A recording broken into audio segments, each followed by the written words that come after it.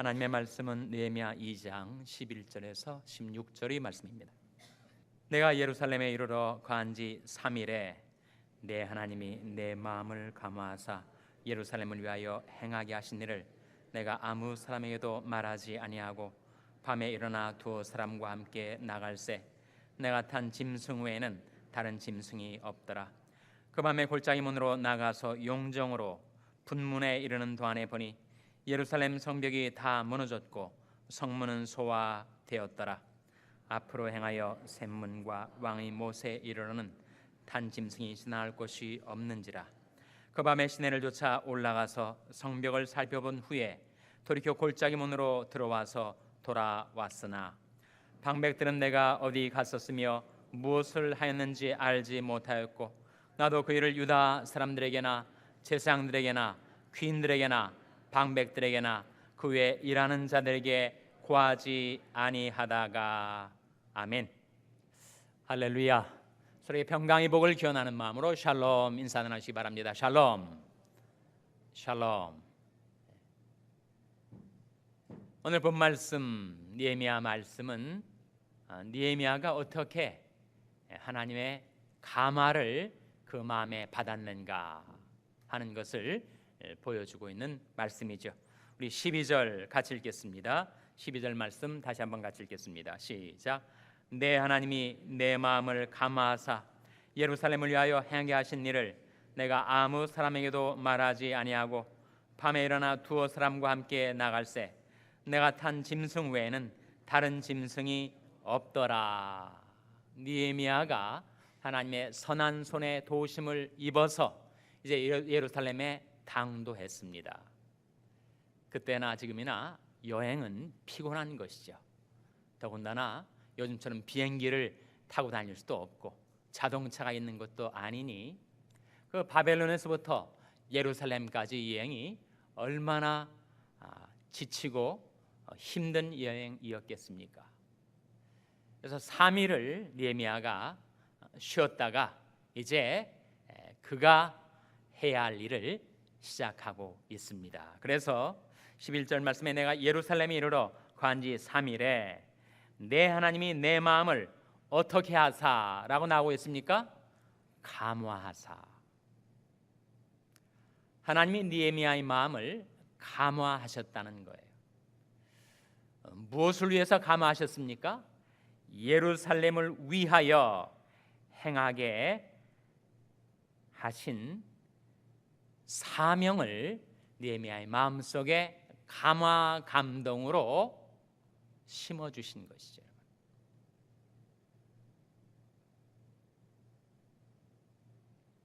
하나님께서 느헤미야에게 그 마음속에 비전을 보게 해주시고 미션을 깨닫게 해주신 것입니다. 미션이란 말, 우리는 선교와 연관해서 먼저 생각을 하지만 사명이란 말이죠. 미션이란 단어에 어원적으로 미테레라는 말은 to send, 보내다라는 뜻입니다. 사명은 무엇인가? 하나님께서 이루라고 보내신 명령이 바로 사명이죠. 그 사명의 명자는 명령 명자임과 동시에 목숨 명자이기도 합니다. 하나님 주신 사명을 위해서 목숨 다하여 충성하라고 느헤미야를 보내실 때 그 마음에 먼저 감화를 주신 거예요. 감화. 본문에는 생략이 되었습니다만 하나님께서 성령으로 느헤미야의 마음을 감동 감화시키신 것이죠. 하나님께서 느헤미야에게 무엇을 통하여 성령의 감화 감동을 주셨을까요? 오늘날 우리들은 어떻게 하면 성령의 감화 감동을 우리 마음속에 받아들이게 되는 것일까요? 그것은 무엇을 보는가, 무엇을 듣는가, 무엇을 경험하는가에 달려 있습니다. 느헤미야에게 들려온 소식, 바로 예루살렘이 황폐화되었다라는 소식을 그가 들었어요. 성문은 불탔고 벽은 다 무너져 내렸다는 소식을 들었을 때 느헤미야가 성령의 감동을 받은 것이죠. 자, 실제로 와서 보니까 정말 예루살렘 성문은 불타 없어졌고 예루살렘 성벽은 다 무너져서 황폐화된 것을 눈으로 목격한 것입니다. 그래서 보고 듣는 것을 통하여 느헤미야의 마음속에 내가 예루살렘 성벽을 재건해야 하겠구나, 그런 감화가 임하게 된 것이죠. 그래서 우리들은 다 성령으로 살아난 자들입니다. 여러분이 얼만큼 절실하게 실감나게 그것을 의식하든 의식하지 못하든 간에 모든 진정한 하나님의 백성들은 성령으로 살아난 자들이에요. 우리 속사람이 허물과주로 죽었었다가 소생케 하시는 성령의 능력으로 우리가 살게 된 자들입니다.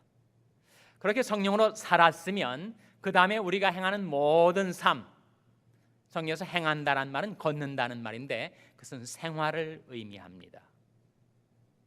그래서 구약 성경에서 특별히 경건한 자는 누구인가? 할락 리펜의 야훼 앞에서 걷는 자, 야훼의 면전에서 걷는 자라는 뜻인데, 그때 걷는다는 말은 행한다는 의미예요.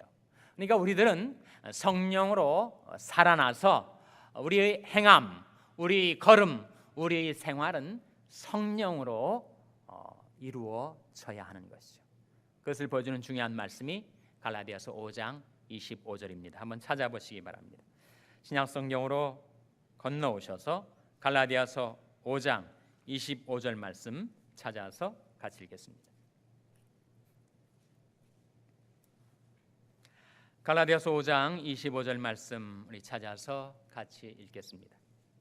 신약성경 308면, 신약성경 308면 갈라디아서 5장 25절 말씀 같이 읽겠습니다. 시작. 만일 우리가 성령으로 살면 또한 성령으로 행할지니. 만일 우리가 성령으로 살면, 우리가 정말 성령으로 살아난 자죠. 성령께서 우리에게 생명을 주셨습니다. 거듭난 하나님의 자녀가 된 거죠. 그렇게 살았으면 이제 어떻게 행해야 되는가? 또한 성령으로 행할지니. 이때 행한다는 말은 걷는다는 말이요, 걷는다는 말은 바로 생활을 가리킨단 말이죠.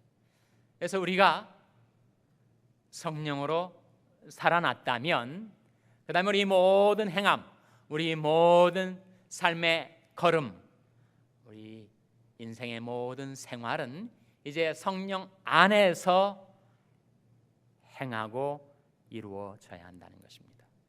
느헤미야의 경우도 처음 그가 예루살렘 성벽 재건의 사명을 성령의 감화 감동으로 그 마음에 받게 되었고, 그 다음에 그가 행하는 모든 것에 성령의 인도함을 받아서 그가 행하게 됩니다.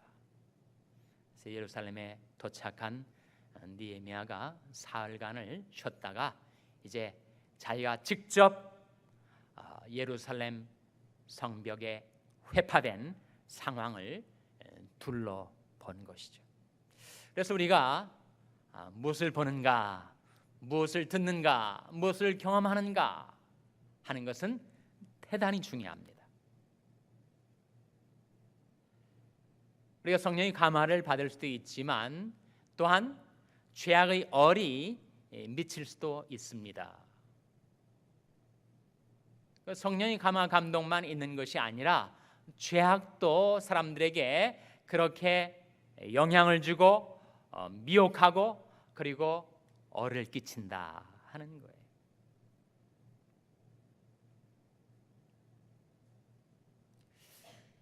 거예요. 우리 한국 기독교인들에게 있어서 주초 문제는 경건 생활에 심각한 문제가 되고 있습니다. 근데 한국 교회가 좀 잘못한 것은 너무 주초 문제를 율법주의적으로 정죄를 했었던 것이죠. 사실 주초 문제는 그렇게 율법주의적으로 정죄를 받을 심각한 죄는 아닙니다. 그보다 훨씬 더 심각한 죄들이 더 많으니까요. 거짓말하는 거, 사기치는 거, 남에게 해코지하는 거, 그건 더 심각한 마땅히 정죄받아야 될 죄악들입니다. 그러나 자기 혼자서 조용히 술 마시고 그리고 남에게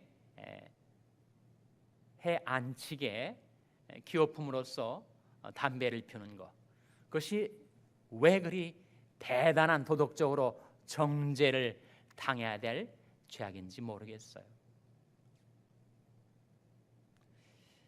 그래서 어느 교인이 가정의 평화를 위해서 와이프한테 이끌려서 교회를 왔다는 거예요. 그래서 예배를 드리고 나가면서 목사님한테 이렇게 인사를 하다가 이 와이셔츠 주머니에 있던 담배값이 떨어져 버린 거예요. 그래서 목사님이 그 담배를 주워가지고 건네주면서 뭐라고 했을까요?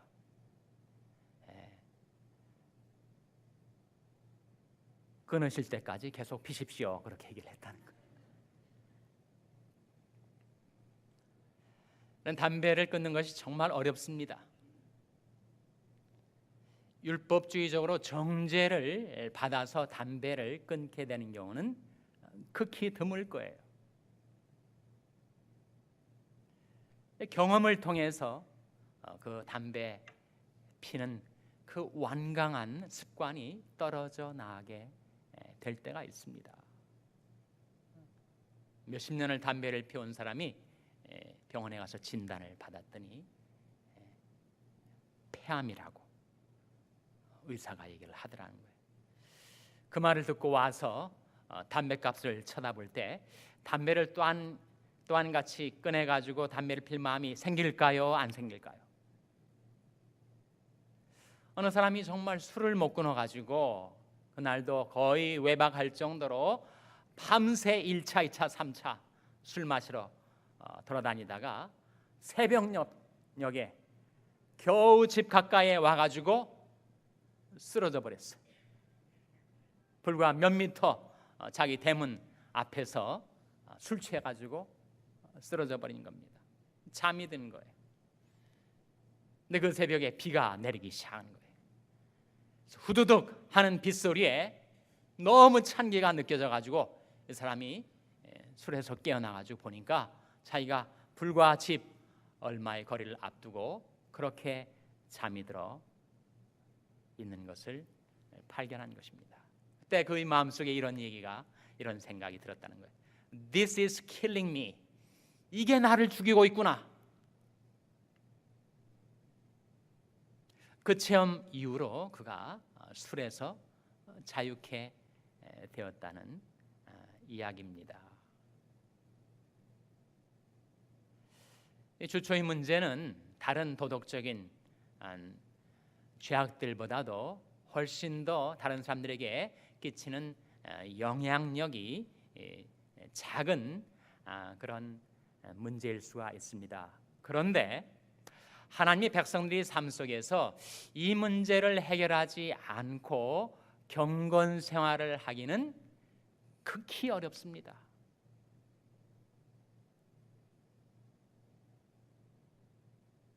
그것이 율법주의적으로 정죄받을 죄악은 아니지만 그 문제를 해결하지 않고는 경건 생활을 하기가 너무너무 어려워요.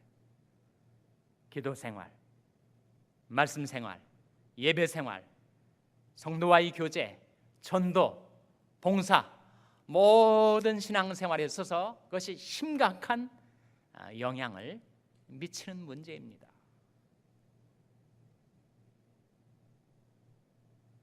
그것은 마음에 어떤 감화가 있을 때 그것을 떨쳐버릴 수가 있죠. 무엇을 보는가, 무엇을 듣는가, 무엇을 경험하는가, 그 마음속에 성령의 감화 감동이 있을 때 우리는 도저히 내 의지력으로서는 떨쳐버릴 수 없었던 그런 구습들, 악습들을 우리가 떨쳐버릴 수가 있습니다. 이것이 내 신앙을 무너뜨리고 있구나. 이것이 내 인격을 왜곡시키고 있구나. 이것이 내 인생에 그렇게 힘겹게 건축해왔던 내 인생의 집을 허물고 있구나. 그런 깨달음, 그런 성령의 감화 감동이 내 마음속에 있을 때 성령으로 말미암아 내가 거기에서 자유케 될 수가 있다는 것입니다. 그래서 성령은 주는 영이시니 주의 영이 계신 곳에는 자유함이 있느니라. 우리가 다 수건을 벗은 얼굴로 거울을 보는 것 같이 주의 영광을 보매 저와 같은 형상으로 하여 영광으로 영광이르니 곧 무엇으로 말미암느니라 라고 했습니까? 주의 영으로 말미암느니라. 성령으로 말미암아 우리가 자유케 되고 성령으로 말미암아 우리가 변화를 받는다는 거예요. 성령의 감화 감동의 역사는 우리가 무엇을 보는가, 무엇을 듣는가, 무엇을 경험하는가에 달려 있습니다. 그래서 느헤미야는 자기의 들려온 소식을 듣고 거기서 비전을 보고 자기가 실제로 예루살렘 성벽 무너진 황폐된 상황을 목격하면서 자기 미션을 발견하게 됩니다. 오늘 본 말씀에 보시면 그렇게 느헤미야가 예루살렘 한밤중에 일어나서 예루살렘 성문이 소화된 상황, 그리고 성벽이 붕괴되어 무너져버린 황폐한 상황을 그가 보게 됩니다. 느헤미야는 그저 책상머리에 앉아서 계획하고 꿈을 꾸지 않았습니다. 실제로 현장에 가서 자기가 보고 듣고 느끼고 경험한 것을 따라서 그가 움직였음을 발견하게 됩니다. 신약성경에 와서 느헤미야가 예표하는 메시아 우리 주 예수님은 이 세상의 인간으로 살아가실 때 예수님께서도 항상 모든 것을 둘러보셨습니다. 요즘 말로 하자면 예수님도 관찰력이 있으셨다는 거죠. 눈썰미가 있으셨다는 것입니다. 주님이 뭔가를 하시기 전에 그 모든 주변의 일들을 자세히 둘러보셨습니다. 성경에 어디 그런 말이 나오는가? 마가복음 11장 11절에 나옵니다. 한번 보시기 바랍니다. 마가복음 11장 11절 말씀. 마가복음 11장 11절은 신약성경 73면이죠. 마가복음 11장 11절 말씀을 찾아서 같이 읽겠습니다. 신약성경 73면 마가복음 11장 11절 말씀 같이 읽겠습니다. 시작. 예수께서 예루살렘에 이르러 성전에 들어가사 모든 것을 둘러보시고 때가 이미 저물매 12 제자를 데리시고 베다니에 나가시다. 예수님이 예루살렘에 오신 거예요. 마치 느헤미야가 예루살렘에 당도한 것처럼.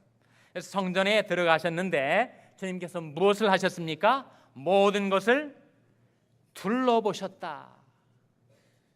그냥 건성으로 주위를 살펴보셨다는 의미가 아니라 자세히 관찰하시고 주목하시고 주시하셨다. 그래서 주님께서 이제 내일 어떤 일을 하실까를 그 둘러보심을 통하여 계획하신 것입니다. 바로 이 사건 다음에 일어나는 것이 뭐죠? 15절 이하에 나타나는 성전 청결의 역사를 하시죠. 그러니까 그 전날에 먼저 오셔가지고 성전에서 모든 것을 둘러보시고 주님께서 무엇을 보시는가에 따라서 주님이 무엇을 하실 것인가를 계획하셨음을 우리가 발견하게 됩니다. 여러분, 오늘날도 우리는 느헤미야처럼 내가 보는 것, 내가 듣는 것, 내가 경험하는 것에 의해서 내 마음의 성령의 감화 감동을 받게 되는데 과연 내가 무엇을 바라봐야 되는가? 주의 영광을 바라봐야 되죠. 무엇을 들어야 되는가? 주의 말씀, 주의 음성을 들어야 하죠. 내 양은 내 음성을 들으며 나는 저희를 알며 저희는 나를 따르느니라. 너는 귀를 기울이고 내게 나와 들으라. 그러면 너희 영혼이 살리라 하셨습니다. 내가 주의 영광을 바라보며 살아갈 때 성령의 감화 감동을 받아서 내가 주님의 형상, 주님의 인격을 닮아 변화받게 되고, 내가 하나님의 말씀을, 주님의 목소리를 들으며 살아갈 때 그 말씀이 영이요 생명이 되어서 나의 속사람, 나의 심령을 소생케 해준다는 것이죠. 느헤미야 역시 우리 앞서서 어떻게 그는 그런 비전의 사람, 미션의 사람, 비전과 사명을 가진 사람으로 쓰임을 받았는가? 성령의 감화 감동을 받았기 때문에. 성령의 감화 감동은 어떻게 받는 것인가? 우리가 주의 영광을 바라보며 살아갈 때, 주의 말씀을 들으며 살아갈 때 우리가 성령의 충만함을 받아서 성령 안에서 살아나게 된 우리가 성령 안에서 행하며 살아갈 때, 우리도 느헤미야처럼 또 예수님처럼 하나님 진 사명을 감당하며 살 수 있게 되시기를 주님의 이름으로 축원합니다. 기도하시겠습니다. 아버지 하나님, 이 밤에 하나님 앞에 나온 저들에게 느헤미야를 보여주신 것 감사를 드립니다. 또한 느헤미야를 통하여 느헤미야가 예표하는 우리 주 예수님을 바라보게 해주신 것 감사를 드립니다. 저희들이 심령의 눈을 돌이켜 주님의 영광을 바라보니 하나님 성령의 감화 감동을 저희들에게 주셔서 성령의 능력으로 자유케 되게 해주시고 성령의 능력으로 주의 형상을 닮아 변화받게 하여 주시옵소서. 저희 자녀들을 위하여 간구하옵나니 하나님, 저희 자녀들에게 성령의 감화 감동을 주셔서 느헤미야처럼 사명자, 비전을 가진 자 되어서 하나님 앞에 쓰임받는 저희 자녀들 되게 하여 주시옵소서. 저희 교회를 돌아보시고 긍휼히 여기셔서 하나님, 저희가 항상 심령의 눈을 들어 우러러 주의 영광을 바라보며 살아가겠사오니 성령으로 저희들을 자유케 하시고 성령으로 저희들을 변화시켜 주시옵소서.